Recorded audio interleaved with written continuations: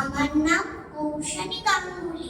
আজকে আমি একটা সুন্দর কবিতা বলতে চলেছি। কবিতার নাম ছোটদের ফার্স্ট হতে হয়। কবি প্রমোদ বসু। ছোটদের ফার্স্ট হতে হয়, ছোটদের ফার্স্ট হতে হয়।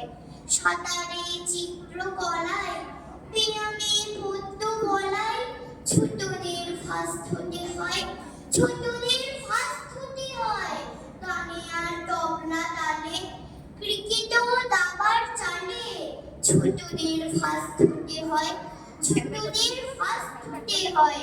কোচিংয়ে বিদ্যালয়ে, শাসনের জন্য ভয়ে, ছোটদের ফার্স্ট হতে হয়, ছোটদের ফার্স্ট হতে হয়।